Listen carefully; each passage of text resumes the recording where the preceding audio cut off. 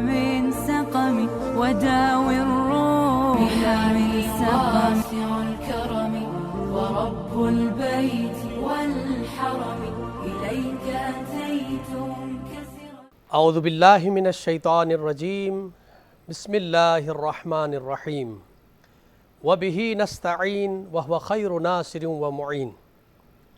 محترم ناظرین کرام، پروگرام عرفان حج کے ساتھ میں ہوں ڈاکٹر سید مظفر حسین رضوی.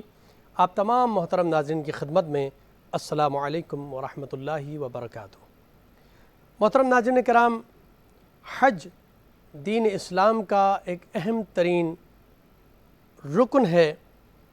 جس طرح عبادات میں نماز ایک بدنی عبادت ہے اور اسی طرح زکوٰۃ ایک مالی عبادت ہے، لیکن حج مالی عبادت بھی ہے اور جسمانی عبادت، یعنی دونوں کا مجموعہ ہے حج، کہ جہاں پر انسان خدا کی بارگاہ میں قربانی کے لیے نکلتا ہے. تو قربانی کون سی قربانی؟ جس میں مال کی قربانی ہے، بدن کی قربانی یعنی اپنی مختلف قسم کی صعوبتوں کو برداشت کرتا ہے، اپنے گھر بار کو، اپنے عزیز و اقارب کو، اپنے گھر والوں کو چھوڑ کے اللہ کے گھر کی طرف ہجرت کرتا ہے، اپنا وقت قربان کرتا ہے. تو یہ ساری قربانیاں پیش کر کے خدا کی بارگاہ میں حاضر ہوتا ہے. اور اس مقام پر یہی انسان کبھی میدان عرفات میں نظر آتا ہے، کبھی مینا کے مقام پر اللہ کی بارگاہ میں قربانی کرتا ہوا نظر آتا ہے، کبھی صفا و مروہ کے درمیان دوڑتا ہوا نظر آتا ہے، تو کبھی کعبۃ اللہ کے گرد چکر لگاتا ہوا نظر آتا ہے. یہ سب افعال کیوں انجام دے رہا ہے؟ کیا ہدف ہے؟ کیا مقصد ہے؟ تو ایک ہی مقصد ہوتا ہے اس بندے کا کہ وہ اللہ کا قرب حاصل کرے. یعنی اللہ کی محبت میں یہ سب کچھ کر رہا ہے تاکہ اللہ اس سے راضی ہو جائے.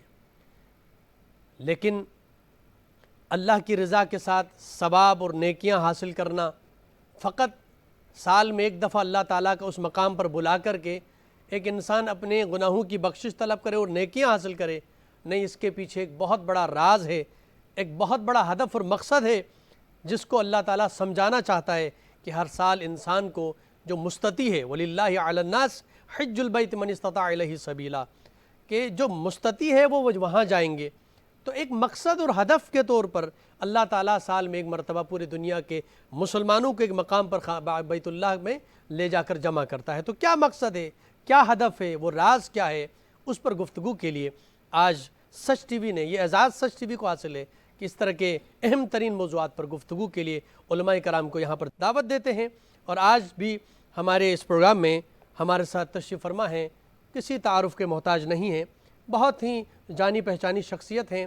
اور جب حج کا موضوع ہو تو قبلہ ہر سال شرف حاصل کرتے ہیں حج بیت اللہ کی زیارت کا، اور نہ صرف خود حج بیت اللہ کی زیارت کرتے ہیں بلکہ سینکڑوں لوگوں کی وہاں پر رہنمائی بھی فرماتے ہیں. لہٰذا آپ نے حج کے عنوان پر کتابیں بھی تحریر فرمائی ہیں. تو آج اس موضوع پر گفتگو کے لیے میری مراد حضرت علامہ مولانا سید اون محمد نقوی صاحب ہمارے ساتھ تشریف فرما ہیں. السلام علیکم ورحمۃ اللہ وبرکاتہ. پروگرام میں خوش آمدید کہوں. اللہ سلامت رکھے. ہمارے ساتھ دوسرے عالم دین تشریف فرما ہیں، مشہور معروف عالم دین ہیں، حضرت مولانا مفتی شاہ حسین گردیزی صاحب. السلام علیکم ورحمۃ اللہ وبرکاتہ. آپ کو بھی پروگرام میں خوش آمدید کہوں گا. اور آپ کے ساتھ مشہور معروف نعت خواں، منقبت خواں جناب عزیز الدین خاکی صاحب ہمارے ساتھ تشریف فرما ہیں. السلام علیکم ورحمۃ اللہ وبرکاتہ. وعلیکم پروگرام میں آپ کو خوش آمدید کہوں گا. بڑی نوازش. محترم جناب عزیز الدین خاکی صاحب سے گزارش کروں گا کہ یہ پروگرام کا باقاعدہ آغاز حمد باری تعالیٰ سے. یا خدا خالق جہاں، ایک بحر بے کراں تو ہے، کس قدر سب پہ مہربان تو ہے، اور خاکی تجھ پر کرم یہ خاص ہوا، خاکی تجھ پر کرم یہ خاص ہوا، یہ بتا کس کا مدح خواں تو ہے، یہ بتا کس کا مدح خواں تو ہے، کس قدر سب پہ مہربان تو ہے۔ سبحان اللہ، سبحان اللہ، کس قدر سب پہ مہربان تو ہے۔ سبحان اللہ، کلام شاعر بزبان شاعر، بہت خوبصورت انداز میں آپ نے بارگاہ رب ذوالجلال میں حمد باری تعالیٰ پیش کیا۔ محترم الحاج اور نقوی صاحب سے گزارش کروں گا کہ حج کے عنوان سے گفتگو ہے، تو سب سے پہلے تو ہمیں یہ معلوم ہو کہ قرآن مجید میں اللہ رب العزت نے حج کے حوالے سے کیا حکم ارشاد فرمایا ہے، پھر احادیث مبارکہ کے اندر حج کے حوالے سے کیا فضیلتیں بیان ہوئی ہیں۔ اعوذ باللہ من الشیطان اللعین الرجیم، بسم اللہ الرحمن الرحیم۔ سب سے پہلے تو میں آپ ڈاکٹر صاحب کا، سچ ٹی وی کا اور پس کیمرہ تمام افراد کا شکریہ ادا کروں گا کہ ایک اہم اور حساس موضوع پر آپ نے اس پروگرام کا انعقاد کیا۔ گزارش یہ ہے کہ یہ حج وہ واحد عبادت ہے کہ جو اللہ تعالیٰ نے ہر صاحب استطاعت پر سورہ آل عمران کی روشنی میں فرض قرار دیا ہے، اور ہر حج حج اکبر ہے، اس لیے کہ ایک ہی سال میں گویا یہ عبادت ہے۔ ہر عمرہ حج اصغر ہے، لہٰذا ہمیں جو بھی استطاعت رکھتا ہے، اور حضرت امام جعفر صادق علیہ السلام فرماتے ہیں کہ اگر کوئی استطاعت رکھتا ہو، اچھا استطاعت 3 قسم کی ہیں، استطاعت مالی، استطاعت جسمانی اور استطاعت سفری۔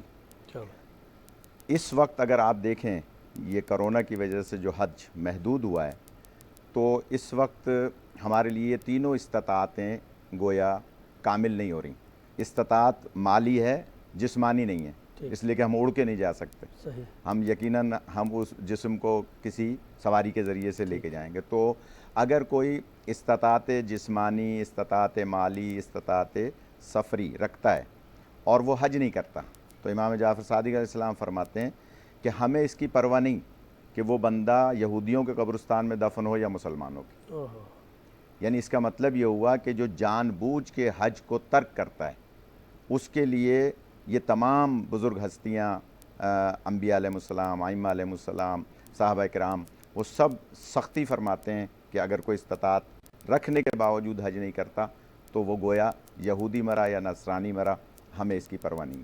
اس کے برعکس امام حسین علیہ السلام فرماتے ہیں، اور اس کی ایک مثال بہت ہی واضح ہے کہ امام حسین علیہ السلام نے 25 حج کیے ہیں پیدل۔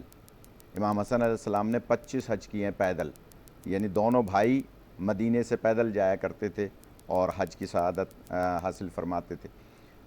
عرفات کے میدان میں کسی شخص نے امام حسین علیہ السلام سے 9 ذی الحج کو سوال کیا کہ یا امام یہ فرمائیں کہ کوئی ایسا گناہ ہے کہ کوئی حاجی عرفات سے نکلتے وقت کرے، حالانکہ عرفات وہ میدان ہے کہ جہاں پر سیکنڈوں میں دعائیں قبول ہوتی ہیں اور توبہ اللہ قبول فرماتا ہے۔ امام سے پوچھا کہ کوئی ایسا گناہ کہ جو کوئی عرفات سے نکلتے وقت کرے اور اس کی معافی نہ ہو۔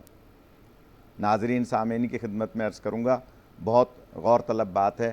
امام حسین علیہ السلام فرماتے ہیں اگر کوئی عرفات سے نکلتے وقت یہ تصور کر لے کہ میرے دامن میں کوئی گناہ ہے، اس سے بڑا گناہ کوئی نہیں ہے۔ کیا کہیں، یعنی اب جب عرفات سے بندہ نکل رہا ہے تو گویا ایسے پاک ہو رہا ہے گناہوں سے جیسے ماں کے پیٹ سے پیدا ہو۔ سبحان اللہ، سبحان اللہ۔ تو حج وہ عبادت ہے، اس کے اگلے پہلوؤں پر میں عرض کروں گا، لیکن جو آپ کا سوال تھا اس کی روشنی میں کہ قرآن مجید میں متعدد مقامات پر اللہ تعالیٰ نے حج کی اہمیت اور فضیلت بیان فرمائی۔ فرمان رسول پاک صلی اللہ علیہ وآلہ وسلم میں متعدد احادیث موجود ہیں۔ اسی طرح سے فرامین معصومین علیہ السلام میں حج کی اہمیت کو بہت زیادہ اجاگر کیا گیا۔ بہت خوب، آپ نے بڑے اہم نکات کی طرف اشارہ فرمایا کہ خاص کر ہمارے معاشرے میں یہ بہت عام ہے کہ اس دفعہ ہم نے حج اکبر کیا ہے۔ جی، جمعے کا حج جو فضیلت والا ہے اس میں کوئی شک نہیں ہے، ورنہ لیکن یہ کہ ہر حج حج اکبر ہے. جی سبحان اللہ، بہت اچھی گفتگو آپ نے فرمائی. میں حضرت مولانا شاہ حسین گردیزی صاحب سے گزارش کروں گا کہ ایک انسان جب حج کا مہینہ آ جائے، ذی الحج کا، تو اب وہ یہاں سے تیاری کر رہا ہے حج پہ جانے کی، تو وہ کیا کیا چیزیں ہیں جن کی اس کو خیال رکھنے کی ضرورت ہے؟ کن چیزوں کا اہتمام کرے حج پہ جانے سے پہلے، اور کن چیزوں کا خیال رکھنا ہوگا تاکہ اس کا حج صحیح ادا ہو؟ بسم اللہ الرحمن الرحیم. حج ایک فریضہ ہے، ایک فریضہ نماز ہے، تو وہ صرف بدنی ہے. دوسرا فریضہ زکوٰۃ ہے، یہ صرف مالی ہے. تیسرا فریضہ روزہ ہے، تو وہ بھی بدنی ہے. صلاۃ بھی بدنی ہے، وہ بھی بدنی ہے، روزہ لیکن جیتیں دونوں کی مختلف ہیں. اب رہ گیا حج، تو حج جو ہے وہ جسمانی بھی ہے اور اس میں مالی مشقت بھی ہے.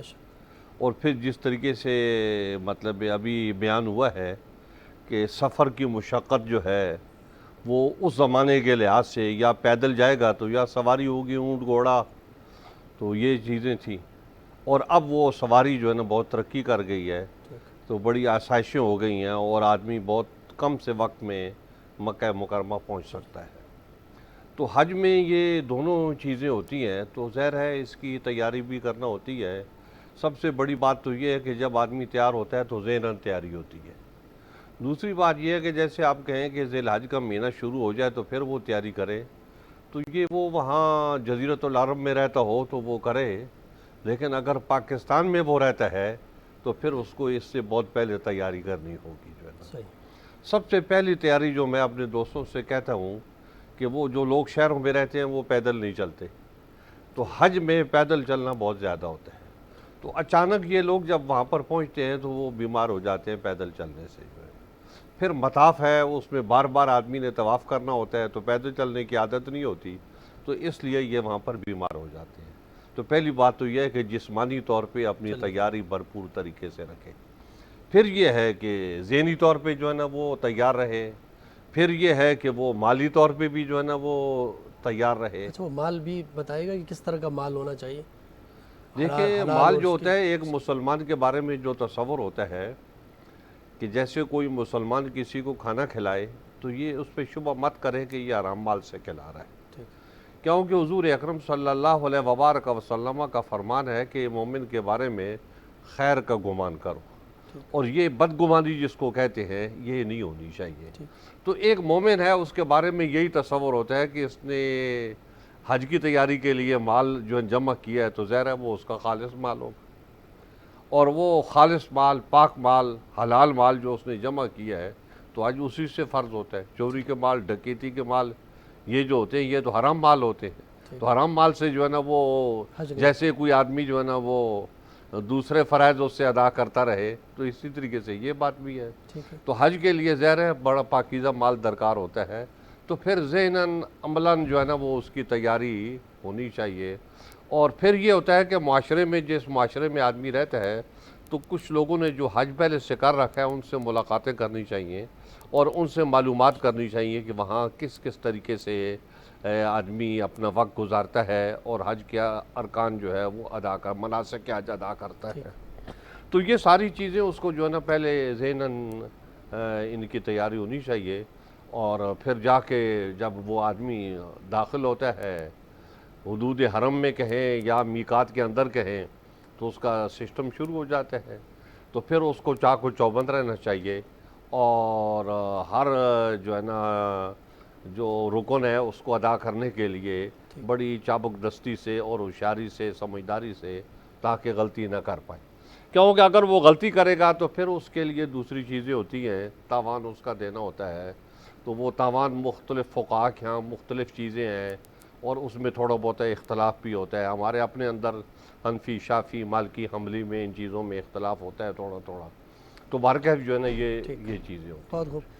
ظاہر سوال اس لیے ہوا تھا کہ دیگر عبادات میں انسان تیاری نہیں کرتا اس طرح کی تیاری، چونکہ پھر وہ یہ عبادت تو کنٹینیو چلتی رہتی ہے. دوسری عبادات تو جیسے نماز پڑھنے کے یہ تو آدمی روز کو اس سال کا میں ایک معمول دفعہ ہوتا اتنا ہے۔ مال خرچ لے کر کے اتنی دور سفر کر کے جاتا ہے اور پھر جا کے وہاں کوئی غلطی ہو جائے تو اس سے پہلے بھرپور انداز میں انسان تیاری کرتا ہے۔ بہت خوب، جزاک اللہ۔ میں قبلہ سے گزارش کروں گا کہ حج اور عمرہ کا جو احرام باندھا جاتا ہے اس میں کیا فرق ہے؟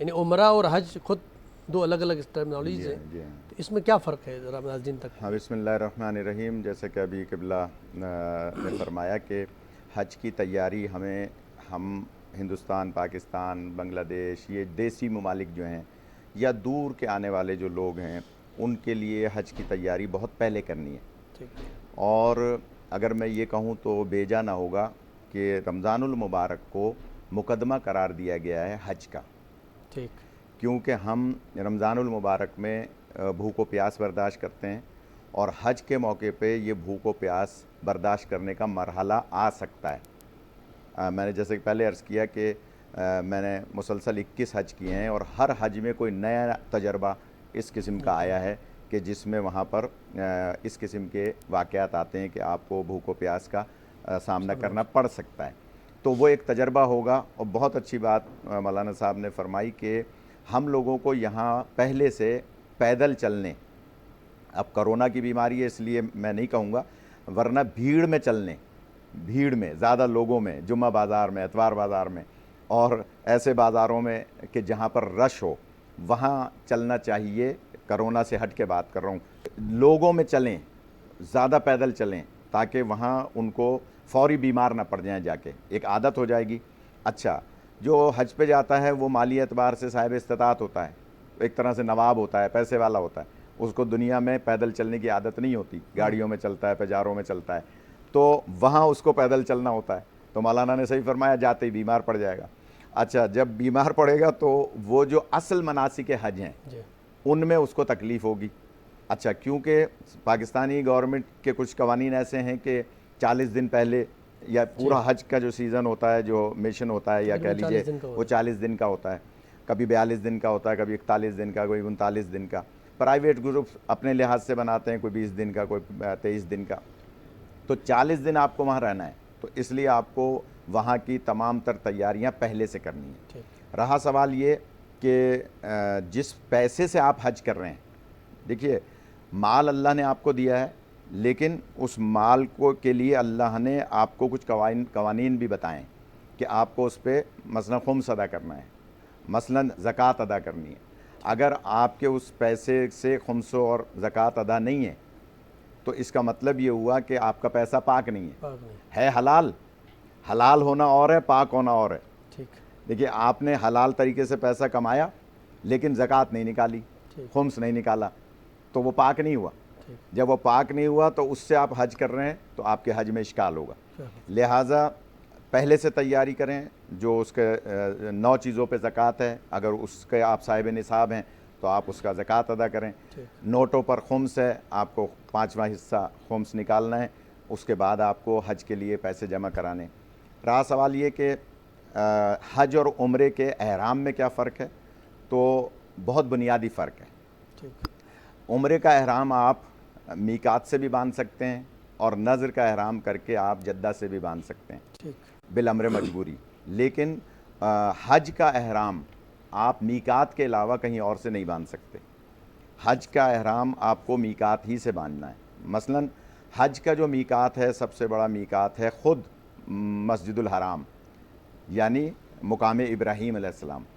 وہاں کھڑے ہو کے آپ کو احرام تو آپ ہوٹل سے باندھ کے آئیں گے، نیت آ کے وہاں کریں گے کہ وہاں آپ نے نیت آ کر کرنی ہے کہ میں حجۃ الاسلام کے حج تمتع کے لیے احرام باندھتا ہوں، واجب قربتاً اللہ۔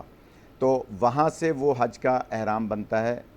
پھر منی مستحب جانا، اس کے بعد عرفات میں 9 ذی الحج کو ظہر سے پہلے پہنچنا واجب ہے۔ ظہر سے لے کے غروب آفتاب تک گویا عرفات میں یہ واجب وقوف ہے۔ اور یہ بھی میں عرض کر دوں سننے والوں کی خدمت میں کہ اگر کوئی عرفات کے میدان میں نہیں گیا، یعنی عرفات اس سے چھوٹ گیا، تو اب اس کا کوئی کفارہ نہیں ہے، اس کا کوئی بدل نہیں ہے، اس کا کوئی فدیہ نہیں ہے، سوائے اس کے کہ آپ آئندہ سال دوبارہ حج کریں۔ باقی جتنے اعمال، جیسے کہ قبلہ نے اجمالی طور پہ فرمایا کہ باقی چیزوں کا آپ کو فدیہ ہو جائے گا۔ مثال کے طور پہ آپ سے کہیں غلطی ہو گئی تو آپ اس کا دم پڑ جائے گا. اس کے مختلف فقہا نے مختلف گویا ہر چیز کا الگ الگ. اسی طرح سے 24 چیزیں حرام ہو جاتی ہیں احرام باندھتے ہی, چاہے وہ عمرے کا احرام ہو چاہے وہ حج کا احرام ہو, عمرہ مفردہ ہو یا حج تمتع ہو. اچھا آغا صاحب, اس کی تفصیلات ہم اس بریک کے بعد کریں گے. بسم اللہ. ناظرین کرام, یہاں پر ایک مختصر سا بریک لیتے ہیں اور بریک کے بعد ایک بار پھر آپ کی خدمت میں حاضر ہوتے ہیں. داوي الروح من سقمي وداوي الروح بها من سقمي واسع الكرم ورب البيت والحرم إليك أتيت منكسرا